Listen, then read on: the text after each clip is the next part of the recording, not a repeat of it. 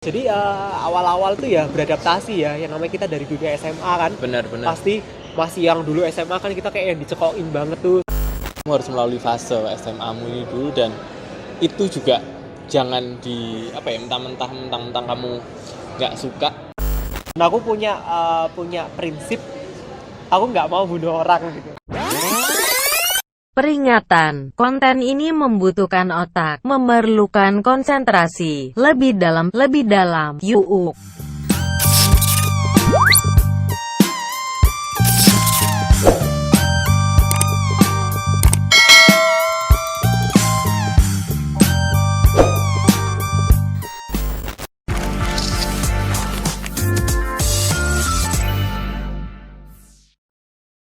Oke.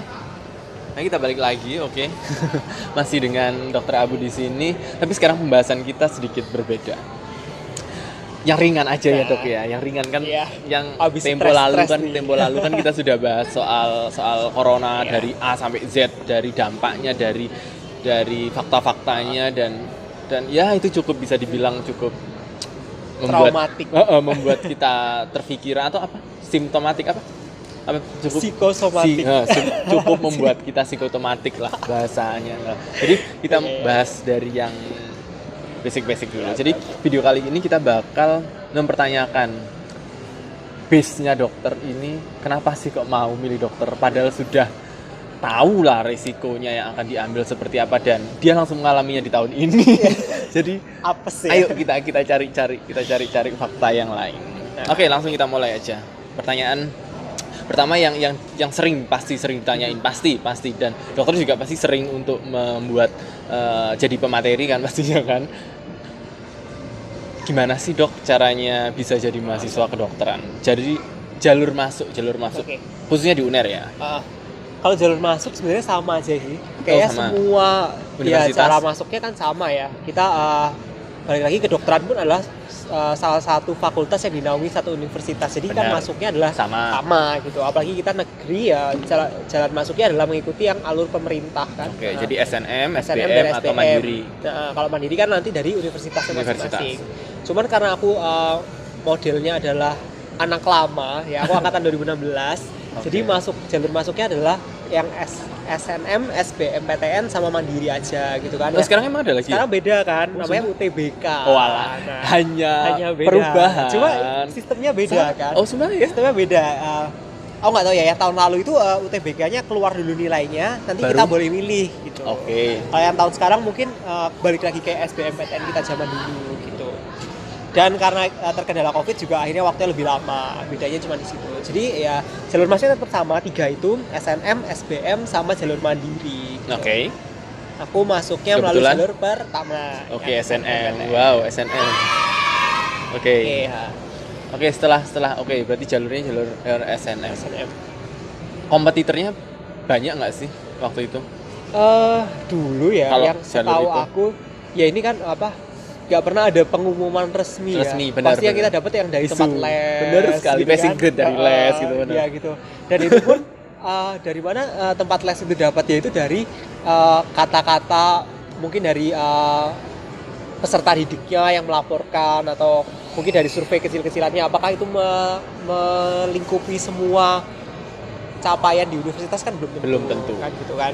Jadi yang dari aku dengar dulu itu memang di tahunku pendaftarnya, ini berita dari UNER sih. Kalau yang tahun itu resmi berarti setelah masuk ya. Nanti iya, benar, dari aku biasanya masuk itu kan biasanya keluar ada kan. infografis, tuh. Itu dulu zamanku masuk itu satu orang harus nyingkirin 30 orang. Berarti 1 banding 30.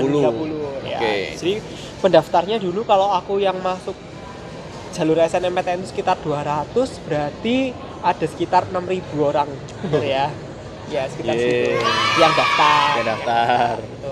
Karena dari satu Indonesia kan SNMPTN. Yup. Itu zaman dulu. Tahun 2016. 2016. Gitu. Terus gimana? Sudah masuk Sudah, ya? sudah masuk lulus. dan sudah Sudah. merasakan pendidikan dokternya secara apa ya gitu, secara tatap muka dan terus-terusan yang hanya based on apa tuh namanya, buku, jutlak, justis gitu-gitu. Kan sekarang kebetulan juga sudah sedang menempuh profesi kan harusnya kan. Jadi Oke, meskipun dengan keadaan yang seperti ini, tapi tetap proses itu harus dilalui dan dengan beradaptasi. Dan harus itu semua orang harus bisa beradaptasi. Kalau nggak bisa beradaptasi, lewatlah kalian. Jadi paksa diri kalian untuk beradaptasi. Oke, terus gimana setelah masuk tuh? Setelah masuk, Berarti kan masuk kurang lebih berapa? 3,5 ya kamu? aku Berarti? 3,5. Gimana tuh menjalani? Soalnya aku punya teman juga beberapa yang ya kuliah kedokteran tuh kita libur, mereka SP. Oke. Jadi at least untuk menyamakan jadwal itu kadang kita UTS ya, UAS ya. Dia sudah melalui itu duluan gitu ya nggak sih? Dok? Iya, iya. Jadi memang kalau misalnya dia nanti seangkatan Mas Tama ini for your information dia lebih tua dari aku setahun. Jadi di atasku setahun. Nah, itu sistemnya memang masih SKS. Jadi ada lagi yang namanya nanti di akhir itu ada SP dan lain sebagainya. Kalau aku zamanku itu masuknya udah sama kayak yang sekarang itu sistemnya blok. Oh, kamu apa namanya itu trial Ya, aku adalah angkatan percobaan ya. karena aku yang pertama gitu kan. Ya sekarang udah nggak percobaan karena udah jalan berapa tahun? 4 tahun ya. 4 tahun. Nah, jadi aku sistem blok itu sistemnya tiap habis blok itu selesai ujian. Jadi tiap sama kayak dulu kita ini kali ya, sekolah kali ya. Jadi tiap bulan ujian. Oh, benar. Ulangan harian gitu ya. Kalau dulu ulangan harian mungkin sekarang kayak tiap bulan UAS gitu. Mungkin bisa tiap bulan tuh UTS UAS gitu. Ya, satu chapter selesai langsung ujian. Benar. Chapter selesai. Wow. Bukan satu chapter, lebih tepatnya satu blok itu adalah satu mata kuliah. buku. Kalau satu chapter itu kan satu Satu bab. bab. Ya kan ini satu buku gitu. Wanjay. Bisa sampai 2 buku dan lain sebagainya gitu. Jadi satu lingkup besar kayak misalnya PKN dari kelas 1 sampai kelas 3 ujian itu dia dalam 1 bulan gitu. Ya semacam kayak gitulah. Wow. Gitu. Jadi awal-awal tuh ya beradaptasi ya. Yang namanya kita dari dunia SMA kan. Benar. Pasti masih yang dulu SMA kan kita kayak yang dicekokin banget tuh sama guru. Jadi tulang, ayo ini kalau kayak dimakan, gini, dibaca. harus gini gitu kan. Nanti dikasih tugas gitu. Begitu kita masuk dunia perkuliahan pasti kayak kaget gitu. Karena yang namanya dosen itu kayak menganggap kita udah dewasa. Kan ini dunia orang dewasa ya kalau perkuliahan ya. Udah nggak lagi yang ngomongnya masanya perguruan tinggi, benar.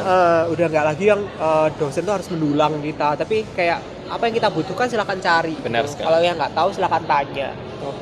Awalnya mungkin keteteran ya, karena kita ya masih Adaptasi, benar sekali. Masih Saya juga merasakan fase selengean, itu. ya kan? Masih yang Fase itu. apalagi SMA kalau dibandingin sama kuliah kedokteran tuh jauh beda gitu. Kayak yang katanya hanya berbekalkan biologi dan kimia, nyatanya tidak seperti itu gitu. Gimana nyatanya Itu gimana? berat banget gitu karena oke, memang dasarnya biologi. Dasarnya benar. Biologi tentang manusia. Tapi lebih dalam gitu. Kayak yang dulu mungkin kita kenal khusus untuk mencerna makanan gitu waktu SMA, dan ternyata ketika kita masuk itu akhirnya semakin dalam lagi. Khusus itu ada bagian ini pembuluh darahnya apa, syarafnya apa, yang dicerna apa, waktunya berapa lama, dan kayak itu ribet gitu. Dan semua itu harus kita lalui dalam waktu yang lumayan singkat gitu kan. Dengan ujian yang begitu padat. Dengan padatnya materi lah intinya gitulah. Oke.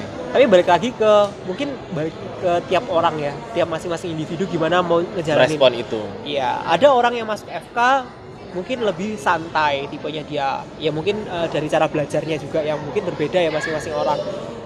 Mungkin dia lebih santai, mungkin nggak terlalu penting nilai atau pengetahuannya, yang penting nanti prakteknya bagus. Ya, ada Tapi juga. kalau modelnya aku tuh yang pinginnya Dua-duanya harus bagus kan? dong. Aku tahu tipenya, makanya aku jadiin dia materi. Harus yang tipenya dia perfect, sempurna Kak. Jadi Oke, supaya nggak jomplang gitu loh. Maksudnya kalau Ya, kalau benar, aku mikir benar. ya, sebelum kita praktek kita harus kuasain dulu materi teorinya. Teori, kan. benar. Nah, gitu.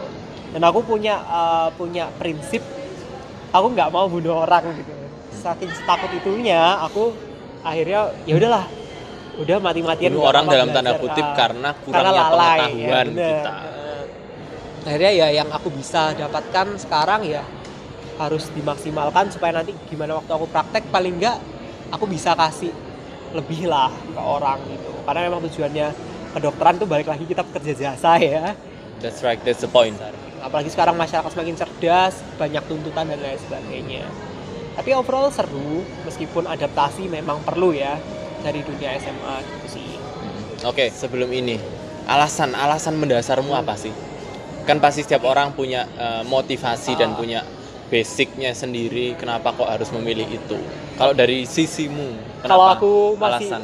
mungkin ya kalau misalnya aku orang fake ya, kayak sedikit fake pasti nanti. Naif lah, bukan kalau fake aku lah, sebagai berdiri sebagai duta FK Unair atau duta Unair, aku akan menyampaikan aku memilih kedokteran untuk membantu orang, untuk mengabdikan diri saya tidak digaji apa-apa, yang penting masyarakat hidup selamat gitu kan.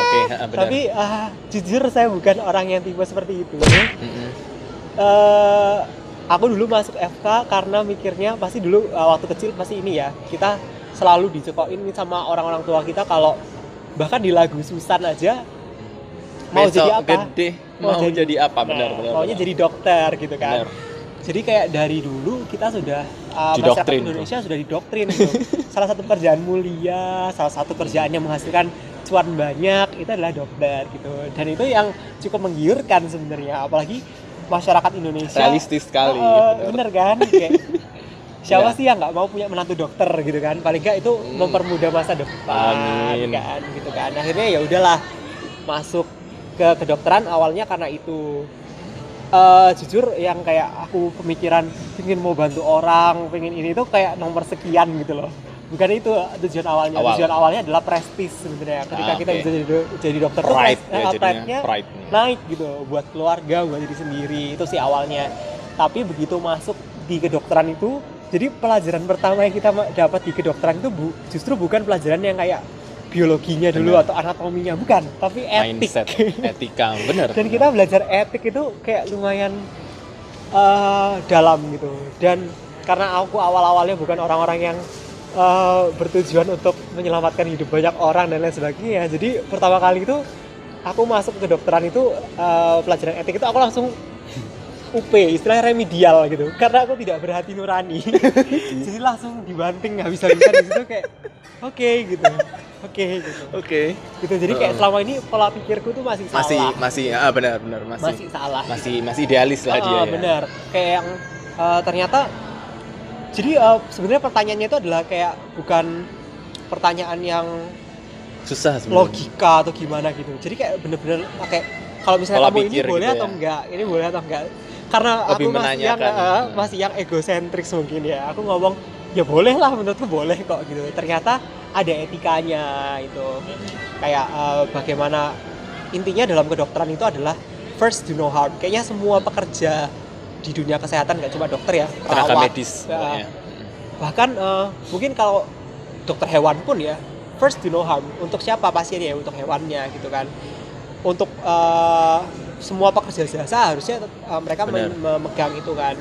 Gitu. Jadi setelah kita pelajarin itu, mulailah berubah sedikit demi sedikit mindset kita yang namanya dokter itu ternyata di era sekarang, apalagi era BPJS, agak susah tuh ya namanya dapat uang banyak dan lain sebagainya. Yang justru harus didapat kita kasih adalah pengabdian gitu. Itu sih yang akhirnya aku dapetin. Berarti secara nggak langsung sudah terarahkan, sudah ditobatkan. Jadi dibawa dengan kurikulum yang ada di UNER yang tadinya masih agak belok-belok, sekarang sudah diluruskan bahwa oke, nggak apa-apa punya idealis itu, tapi jangan melupakan sisi yang ini bahwa apalagi motonya UNER ya. Oh benar, excellence with morality. Masih ingat loh aku. Alhamdulillah, alumni sejati. Jadi kita nggak boleh merupakan etika dan moralitas. Benar sekali. Benar sekali. Oke, tadi sudah bahas alasan sudah, terus cerita singkat kuliah juga sudah. Terus hal-hal suka dan duka pasti wajar lah, ada suka ya ada duka. Suka dukanya menurutmu dok, jadi mahasiswa kedokteran itu apa? Dari sukanya dulu ya, kita harus berpikir positif dong ya, bahwa ketika kita masuk suatu dunia baru itu banyak kesukaannya dulu. Sukanya pasti kita belajar hal baru ya, buat kalian yang suka berpetualangan dengan hal-hal baru itu cocok banget nih, apalagi untuk hal-hal yang menantang gitu kan ya. Contohnya aku bisa lebih kenal dengan tubuh sendiri gitu. Paling enggak itu bermanfaat kalaupun kita nanti akhirnya pun nggak jadi dokter, pelajaran kita ini sangat bermanfaat untuk diri paling kita nggak sendiri. merawat diri sendiri gitu, atau orang-orang sekitar kita gitu kan ya. Itu sih yang menyenangkannya buat aku itu, karena kita bisa kenal lebih dalam tentang diri sendiri. Terus juga buat orang-orang kayak aku yang ekstrovert ya, mungkin lebih ekstrovert ya, suka pencilaan dan lain sebagainya gini, pecicilan, apalagi kayak yang orang yang nggak bisa duduk diam di balik layar dan lain sebagainya, orang yang doyan ngomong itu bakalan tertantang sekali di sini. Gimana kita semua pekerja di dunia tenaga kesehatan ini, kita perlu sekali untuk istilahnya sambung rasa ke orang gitu kan. Benar. Jadi buat orang-orang yang kayak model gini tuh enak banget gitu, sukanya di situ. Oke, dukanya? Kalau untuk dukanya yang pasti jam bermain itu berkurang ya. Ya nggak usah inilah jam tidur, nggak usah munafik yang ngomong enggak kok masih enggak, bisa ada, ini benar, jalan-jalan benar, ya benar. bisa, cuma berkurang gitu. Yang dulu Tidak sebanyak SMA orang yang atau tidak. yang lain gitu ya. Kadang suka iri juga kan, kayak beberapa teman kita di fakultas lain itu ada yang masuk mungkin seminggu cuma 3 kali ya kan, ada kan yang sistem SKS itu, sedangkan kita masuk tiap hari dari pagi sampai sore gitu. Belum lagi masa kuliahnya yang lama ya kan. Sekarang itu berapa banyak angkatan Mas Tawa dan angkatanku yang udah nikah, banyak kan Mas? Oh, banyak. Nah sedangkan kita tuh masih yang harus ngesot-ngesot buka buku, Tanda kutip ya, ngesotnya ya. Gitu. Jadi kayak Maksudnya gitu. sedihnya di situ karena waktunya cukup lama gitu. Apalagi untuk kita mau punya kerjaan yang full time itu agak susah gitu, cuma bisa ngambil yang part time dan itu pun nggak akan maksimal gitu, kecuali kita punya Pastilah. bisnis online ya, mungkin bisa. Itu sih mungkin lebih ininya. Itu suka dukanya. Oke, tadi merujuk dari duka ya. Berarti kembali lagi ke masa studi. Masa studi jadi dokter itu berapa lama sih? Jadi dokter nih ya. Kalau Benar-benar cuma kita dokter aja mengambil ya. sumpah. Nah, oke. Kalau Mengabdi. dokter umum aja ya, ini dokter Iya, dokter umum. belum sampai spesialis dan lain Belum, sebagainya. dokter umum. Kalau di UNER kita 3,5 tahun untuk S1 gitu ya. 3,5 tahun untuk sebagai S1, sarjana sarjana kedokteran. Oke. Esket ya, berarti masih ya. Di Oke. beberapa universitas lain Universitas. kan ada yang 4 tahun gitu. Paling lama 4 tahun sih setahu aku. Tapi kalau UNER pakai 3,5 tahun, kemudian kita harus menempuh namanya profesi kedokteran. Nah, atau dokter bisa dibilang muda DM. atau AS ya, DM atau dokter muda itu selama Berapa? 2 tahun. 2 tahun. Oke. Berarti 3,5 tambah 2 tahun dan 5,5 tahun. 5,5. Nah, habis itu kita nunggu ujian kayak semacam ujian nasional gitu loh. Kalau kalian SMA ada ujian Seluruh nasional, kita ada nasional. ujian nasionalnya juga untuk dokter. Itu biasanya nggak langsung, kita harus nunggu dulu beberapa bulan gitu kan. Ya paling lama mungkin setengah tahun lah. Udah berarti anggap aja 6 tahun lah ya. Nanti Oke, setelah 6 itu lulus Intern. kita punya gelar dokter. Setelah dapat gelar dokter ini, kita belum bisa praktek mandiri, harus ada yang namanya internship buat dapat surat izin praktek. Itu kurang lebih 1 tahunan, tahun. 1 sampai 1,5 lah ya gitu. Jadi ya kurang lebih ya mungkin 7 tahunan gitu di kedokteran untuk 7 dapat tahun gelar dokter dan bisa untuk praktek. Gelar Iya. dokter dan bisa menangani orang. Jadi 7 tahun ya, Bener, setidaknya. setidaknya. Itu sepinter apapun orangnya. Iya, karena kita sudah terpaket, Benar sekali. sudah terpaket. Sekali. Jadi dan fakta ini juga harus diketahui untuk orang-orang yang tertarik Ha-ha. dengan dunia itu, bahwa ini yang akan kamu hadapi dan tantangan ini juga harus diambil karena ya sudah keputusanmu untuk memilih itu. Jadi jangan sia-siakan hal-hal itu. Kalau ditanya sulit bla bla bla, ya semua hal itu pasti sulit. Tapi bagaimana cara kita mempercayai apa yang kita mau untuk mencapai tujuan itu biar bisa melakukan hal itu gitu loh. Jadi semua orang pasti mengalami kesulitan dulu sebelum nanti akhirnya mereka akan tersenyum dan bahagia. Jadi investasi lah ya, bisa dibilang gitu lah ya. Oke, terus apalagi ya yang mungkin bisa digali setelah itu? Berarti sekarang masih dalam masa DM. Berarti dalam masa profesi. Biasanya orang-orang Terus? tuh kayak tanya, Apa? ngapain aja sih di kedokteran itu gitu.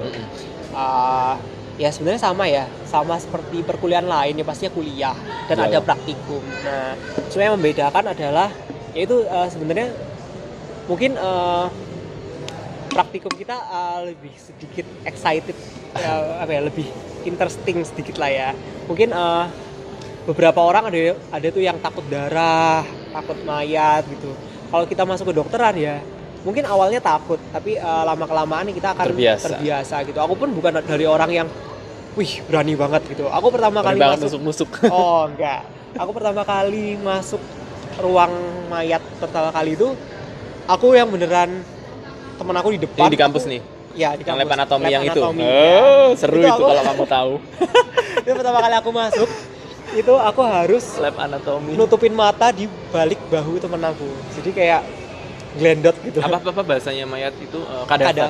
Kadaver, ya. Jadi yang bener-bener masuk itu glendot ke belakang orang gitu. Jadi saya setakut itu. Terus apalagi untuk aku yang paling takut sama jarum suntik dan diambil darah itu bakal Tantangan berat banget gitu. tersendiri ya. Gitu. Jadi dulu itu aku pernah ada namanya praktikumnya namanya patologi klinik. Itu kita ngambil darah teman kita sendiri gitu. Kalau aku ngambil darah orang ya biasa aja ya. Tapi begitu gantian aku yang diambil itu yang agak drama. Teriak-teriak dan itu emang bener-bener waktu itu aku teriak-teriak sampai satu ruangan tuh denger gitu, kayak seheboh itu gitu. Emang takut sih. Gitu. Tapi seru sih. Tapi pada akhirnya sekarang sudah Sudah gimana? sudah Sudah belum lebih, bebas. sudah Belum lebih bebas. tapi Ya, sudah lebih sudah. bisa mengkontrol Iya, hal itulah ya. Benar-benar. Tapi nggak sampai pingsan-pingsan gitu. Oh, kan? enggak. Nggak sampai yang mual-mual. Enggak. Aku drama tapi dramanya enggak kayak Nggak yang. FTV Indonesia. Dan kalau menurutku sih dramamu itu hanya masalah psikismu doang Iya, aja, nggak sampai yang membuat respon tubuhmu sampai kan ada kan yang kayak gitu kan ya sampai mual ya sampai semaput gitu. Jadi ya begitulah. Iya benar. Terus apalagi ada hal-hal yang bisa di-sharingkan untuk orang-orang yang tertarik di dunia kedokteran. Yang pasti ini ya, kalau kamu mau masuk ke kedokteran itu yang paling pertama harus punya adalah motivasi. Ya. Motivasi yang kuat. Karena ya itu tadi dibalik kuliahnya yang lama, susah dan lain sebagainya itu nggak sedikit loh orang yang udah masuk ke kedokteran itu keluar gitu. Karena apa? Frustasi dan lain sebagainya. Mungkin tujuan awalnya tidak tercapai gitu kan. Nah jadi motivasinya harus benar-benar kuat. Kenapa harus kuat? Karena motivasi inilah yang bisa kita buat recall ketika kita lemah mengalami lagi, ya kan? suatu dilema, bener, turunnya, mengalami suatu kondisi di mana kita mempertanyakan sebenarnya ngapain sih Iya, kita? bener. Ya nggak sih? Pasti itu. Aku itu berkali-kali seperti sama itu. Kayak, saya juga. sudah masuk, udah juga. bahkan semester 6 terus kayak ngapain ya itu. Padahal udah mau lulus gitu kan. Nah, balik lagi ke Wajar motivasi. itu wajar. Jadi kalau kita nggak punya motivasi ini akan sangat susah untuk beradaptasi di sini gitu. Karena benar-benar tekanannya berat. Ya meskipun fakultas lain, jurusan lain pun pasti Juga punya masing-masing ya. sisi. Tapi Itu kalau juga. di sini jujur aku merasakan ya berat sih. Mungkin kalau dari kita karena teman-teman kita juga orang-orang kedokteran mungkin nggak akan ngelihat terlalu banyak beda ya. Karena yang kita temuin ya mereka-mereka sendiri. Tapi kalau begitu kita bergaul dengan orang luar, contoh nih aku di Duta Uner sekarang. Waktu aku pertama kali masuk ke Duta Uner itu yang ngerasain lumayan banyak teman-teman gitu. Karena kita jarang punya waktu gitu kan. Ya karena memang seperti itu. Ujian kita tuh bisa yang tiap 2 minggu ujian kayak gitu-gitu. Jadi kayak agak susah Untuk gitu. Untuk apa ya? bersosialisasi secara langsung. Benar. Benar. Ya benar sih, nggak jarang juga sih aku juga ngechat ke DM juga yang bales juga nggak secepat orang-orang pada umumnya itu ya wajar lah. Ya, dan dibalik 2 minggu tiap kali ujian itu kan juga pasti ada persiapan kan. Jadi dan persiapan itu juga nggak cuman selembar 2 lembar kan saya juga. Jadi ya wajar lah. Bahkan sesekali juga kamu juga belajar itu juga dari media YouTube langsung lihat, ya nggak sih? Kalau Media-media itu kayak misalnya yang berhubungan dengan skill ya. Keterampilan. Misalnya kita nggak dapat mungkin pasti diajarkan ya, skill itu pasti diajarkan secara praktek. Tapi mungkin kadang kita ingin review atau apa itu pasti kita buka media-media kayak gitu kan. Iya benar sekali. Terus metode belajarmu mungkin bisa di-sharingkan gimana? Serem ini pas media belajarmu. Aku model ini sih, aku tuh paling Catatanmu benci. banyak banget. Iya, memang Dan aku tulisan dia rapi loh. Iya, maksudnya. Dan gambaran dia juga bagus loh. Aku tujuanku bikin catatan itu adalah supaya aku enak buat bacanya gitu kan. Dan aku bukan tipe orang yang suka banget baca tulisan panjang lebar. Bukan tipe orang yang suka baca novel, itu bukan mas. Jadi kayak aku kalau Nggak ada warnanya, Oke, gini. nggak ada gambar. Iya bener. Jadi dulu tuh aku waktu SMA itu ada yang namanya di Surabaya itu ada yang namanya budaya literasi. Mungkin masih ingat ya? Ada. Ya, oke. Jadi di situ kita diwajibin baca novel bener tiap sekali. pagi. Dan aku ya ini mohon maaf untuk teman-temanku atau mungkin guru-guruku SMA, aku membohongi kalian. Jadi selama 3 tahun ini aku cuma baca buku Laskar Pelangi dan itu cuma bab 1-nya, chapter 1, dan aku ulang-ulang terus setiap kali literasi karena aku nggak suka baca kayak gitu, apalagi kayak nggak ada gambarnya gitu. Akhirnya gimana caranya aku buat suka adalah karena aku lebih tertarik pada yang sesuatu yang bergambar, berwarna, Benar sekali. bergerak gitu kan. Nah ini aku lebih fokusin ke arah situ. Jadi aku suka bikin catatan, dan catatanku harus ada warnanya, harus ada gambarnya gitu. Bener. Tipe aku belajar seperti itu. Kalaupun aku harus merangkum, jadi nanti kalau kalian di kedokteran itu kalian akan akrab dengan yang namanya textbook atau buku-buku tebal gitu ya. Gimana caranya buat itu ya? Oke ya, mau nggak mau kita harus baca memang. Baca dulu lah semua. Setebal itu kita harus baca. Tapi kan nggak mungkin itu semua diingat. Nah, poin-poin pentingnya itu adalah dengan menstabilo pun kita udah menambah warna di otak buku kita itu. ya kan. Paling nggak lebih mudah membaca. Terus nanti kita rangkum, kita buat gambar, kita buat peta konsep itu akan lebih masuk Mudah. kalau buat aku. Karena aku tipe orang Sama. yang harus ada visual ya. Bener. Tipenya visual. Tipe kita tipe visual memang. Bener. Dan kinestetik. Nah, Benar sekali. yes. Aku juga nggak suka Harus baca gitu. sebenarnya. Apalagi kalau yang cuma auditori itu aku kayaknya nggak akan masuk. Yang cuma orang ngomong itu kayak aku Ais. gitu. Aku jujur di kampus itu dosen ngomong itu kayak yang masuk cuman mungkin ya sekenanya lah, dia ngomong apa gitu kayak oke. Kadang ya nggak jarang kita ngantuk. Tapi ya gimana kita survive adalah kita setelah kita dari Review. kampus itu gimana kita buat balikin lagi apa yang udah diulang sama dosen kita gitu sih. Jadi itu tips untuk bertahannya menurut dokter Abu ya. Tadi kan sudah masuk jalurnya SNM tuh. Terlepas dari SNM atau SBM atau apapun itu kan pasti butuh persiapan yang juga tidak sehari 2 hari gitu loh untuk kamu memutuskan akhirnya oke aku masuk kedokteran. Nah, treatment apa yang kamu lakukan? Kalau dulu karena ini ya, aku tuh tahu banget SBMPTN tuh adalah jalur masuk yang mengerikan, susah dan sangat mustahil untuk ditempuh. Karena aku pun berkali-kali ikut tryout SBMPTN itu. PG-mu masih di bawah itu. Iya, masih di bawah standarnya lah. Mungkin kalau standarnya dulu UNER Dulu kalau nggak salah paling UNER nggak ya? 70 udah inilah Aman. udah aman untuk beberapa ini ya. Tapi kalau kedokteran harus sekitar 80 atau apa, aku lupa waktu itu gimana. Dan aku cuma bisa sampai yang kayak 66%, kayak cuman kayak Iya, gitu loh. iya. Nah, jadi Paham. susah gitu. Akhirnya aku udah tryout SBMPTN itu pertama kali SMP kelas 3, Mas. Bayangin. SMP. SMP kelas 3 itu aku kayak ngikutin tryout untuk SBMPTN ya jelas nggak bisa lah ya. Nah itu kayak karena aku sudah tahu juga dan orang-orang yang sebelum-sebelumnya itu bilang ini tuh jalur yang susah, itu jadi aku mempersiapkan cara yang strategi lain. lain. Karena ada yang namanya jalur SNMPTN, itu jalurnya lewat nilai rapot dan sertifikat prestasi. Makanya aku dari SMA tuh mempersiapkannya lebih ke arah situ. Jadi yang benar-benar nge-tracking nilai, Wow. harus nggak boleh turun. Ya. Jadi prestasi-prestasi juga ngumpulin sertifikat, ikut lomba-lomba, lebih ke arah situ sih. Dan dulu emang seremnya karena aku sekolahku ini ya modelnya SMA 5 Surabaya, itu persaingannya juga lumayan ketat. Dan aku juga beberapa kali tanya-tanya ke teman-teman aku, dan ternyata yang mau masuk sana tuh banyak gitu loh, masuk ke kedokteran UNER. Akhirnya ya mau nggak mau aku harus bersaing dengan mereka gitu kan. Jadi aku udah mulai perjuangan itu dari SMA kelas 1 yang namanya les dari pagi sampai malam itu kan. Itu sih. Jadi kalau kalian mau mempersiapkan ya sebaiknya mempersiapkan dari Sedini mungkin. dari SMA. Kadang yang tanya-tanya ke aku itu, Mas, dia modelnya gini, oh ya, kedokteran itu yang harus dipenuhi adalah mereka harus dari jurusan IPA. Ya jelas Wajib science. gitu. Dan mereka nggak boleh buta warna dan nggak boleh ada gangguan mental dan narkotika gitu. Kayaknya kalau yang narkotika semua ya. Umum lah.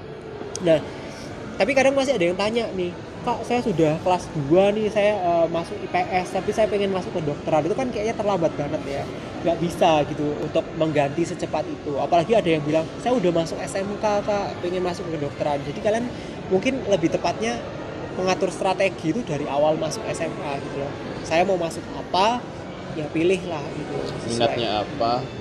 Tapi memang nggak banyak juga, nggak banyak sekolah juga yang mengarahkan ke hal-hal itu gitu. Nggak usah sekolah deh, lingkungan keluarga pun juga tidak banyak orang tua yang menyadari dan menggali potensi apa sih sebenarnya gitu loh.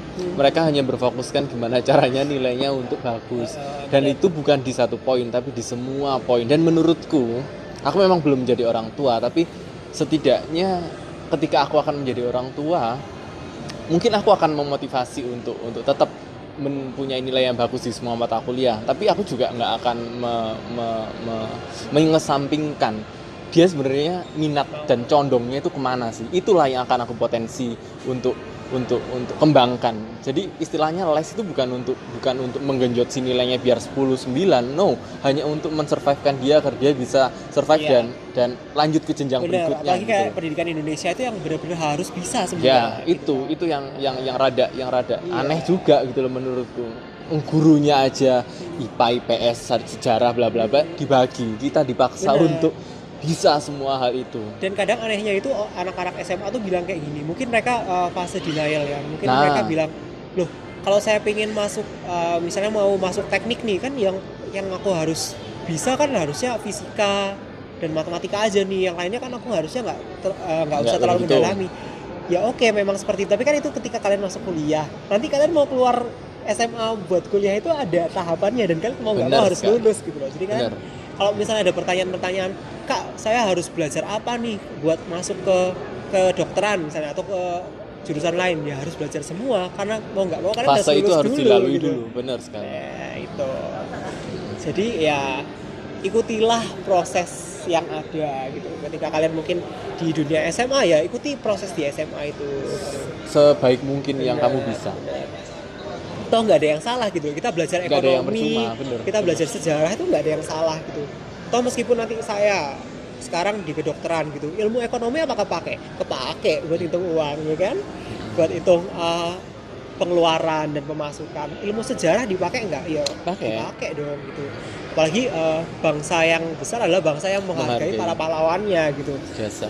Gitu. Dengan kita belajar sejarah, paling nggak kita tidak mengulangi hal-hal buruk yang terjadi di masa lalu. Jadi bisa belajar untuk di masa yang akan datang. Setidaknya kamu harus melalui fase SMA-mu ini dulu, dan itu juga jangan mentang-mentang kamu nggak suka lantas kamu mengesampingkan hal itu juga gitu loh. Jadi ya tetap tapi yang lebih nggak bermanfaat lagi menurutku ya, ketika kamu melalui hal itu semua tapi kamu nggak tahu mana sih sebenarnya aku itu mau kemana. Ya, itu jauh lebih berbahaya menurutku. Jadi jangan hanya fokus untuk semuanya tak baikin, tapi kamu melupakan sebenarnya aku minatnya kemana. Betul. Dan jangan sampai melakukan hal itu di tahun ketigamu ketika SMA. Sumpah itu sudah cukup telat gitu loh menurutku. Jadi bener langkah dia itu cukup bener. Di awal tahun ketika mau masuk SMA dia sudah memplanningkan bahwa aku ingin masuk ke jurusan IPA, lantas IPA akan kukorelasikan ke kedokteran, dan itu sudah langkah yang benar gitu loh, terlepas dari caranya dia sendiri ya. Entah dia mungkin kamu ke psikolog mungkin nggak untuk mencari tahu itu, atau kamu mencari. Aku mulai masuk ke psikolog itu dari SMA kelas 2. Itu kan kalau misalnya dari tempat les itu kan biasanya ada disediain kan ya, mulai dari situ sih. Tapi nggak ada satupun dari aku yang menjuruskan ke kedokteran gitu. Sebenarnya nggak ada sebenarnya. Oh, ya kan? Tapi kayak aku merasa yang lebih tahu adalah aku gitu. Yang lebih bisa ngehold itu aku gitu loh. Ya mungkin ada benernya, mungkin ya kalau misalnya dari sisiku sendiri yang tipenya aku kayak gini, karena apalagi kita tadi lihat dari awal-awal tipe orang berempati dan lain sebagainya, itu mungkin aku nggak cocok di situ. Tapi ya itu kembali lagi ke keinginan dan motivasi awal tadi. Dan aku sampai di sini pun aku pun berusaha nih dari meyakinkan orang lain dan meyakinkan diriku sendiri tepatnya ya, untuk meyakinin bahwa kalaupun aku masuk di sini aku masih bisa bermanfaat gitu. Ya memang. Terkadang meyakinkan orang lain itu lebih gampang daripada meyakinkan diri sendiri. Itu benar karena orang lain nggak 24 jam dan nggak setiap hari melihat kita dengan pola pikir kita, tapi kita sendiri mengalami 24 jam itu dengan pergolakan pasti ada sebelisik ketika kita capek, ketika kita apapun itu kita mempertanyakan kembali sebenarnya ngapain sih aku, aduh kok capek, aduh. Menurutku selama itu masih dalam koridor kita sendiri, maksudnya kita sendiri yang tahu kondisi itu bukanlah sebuah mengeluh, bukan, tapi itu ya memang kita harus merilis itu, benar nggak sih? Kita harus merilis itu karena kalau kita nggak merilis sendiri dan mengatakan bahwa aku capek atau aku apa, justru menurutku bahaya sendiri buat mental kita gitu. Jadi nggak usah khawatir mengatakan hal bahwa aduh aku kok capek, aduh kok gini, nggak itu nggak masalah. Tapi yang jadi masalah adalah ketika kamu membicarakannya di pasar yang banyak atau di depan publik dan kamu terkesan mengulang sehingga orang lain berkesan bahwa aduh kok mengganggu dan kok cukup cari perhatian sekali. Nah itu yang beda lagi kasusnya begitu. Dan tadi benar kata Mas Tama itu, kalau kamu udah kelas 3 SMA jangan lagi yang namanya kalau masuk kolam renang cuma kecek-kecek, jangan gitu. Harus kalian sekali-sekali coba menyelam gitu, buat kalian tahu bagian yang mana yang kalian mau ambil gitu. Dan itu sebisa mungkin nggak di kelas 3 untuk mencari mencari tahu itu gitu. Lebih dulu lebih bagus ya. Sedini mungkin itu lebih bagus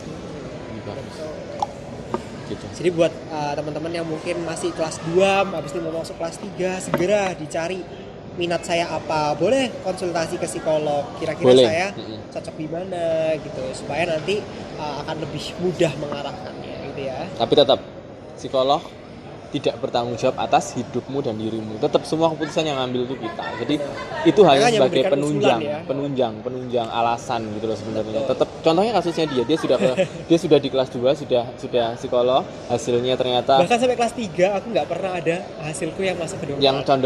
Yang condong kedokteran gitu loh, nggak ada gitu loh. Tapi faktanya adalah dia bisa bertahan dan bisa menjadi sarjana kedokteran yang akan nantinya menjadi dokter sesungguhnya. Amin. Semoga nilai-nilai yang positif dan yang luhur tetap dijaga, terlepas dari memang manusia membutuhkan uang.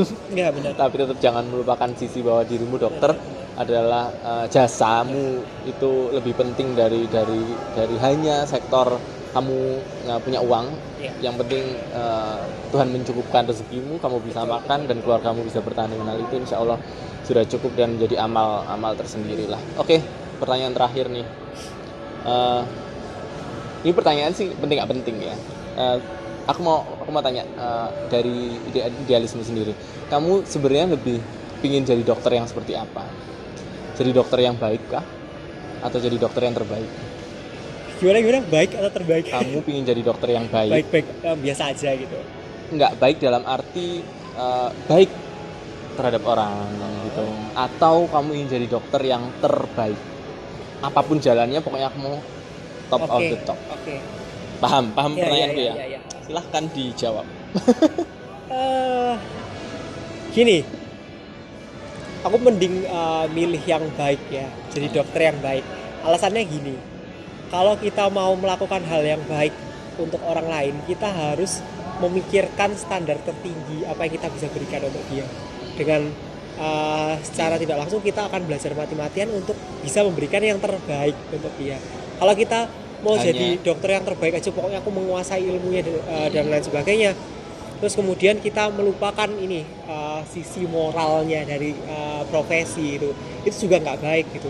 Misalnya nih berpatokan hanya pada uang atau apa gitu, dengan ilmu yang ada, kemudian ada pasien yang mungkin dalam keadaan membutuhkan sekali namun uang nggak ada dan lain sebagainya, terus kita kemudian mikir, loh ini kan profesi kita emang profesi yang mahal gitu, profesi yang dapatkan susah payah, kalau kamu nggak bisa ya nggak usah kesini gitu. Nah itu justru salah. Jadi dengan kita menjadikan dokter yang baik itu secara tidak langsung, kalau menurut aku kita akan belajar memberikan yang terbaik untuk gitu. Pasien itu.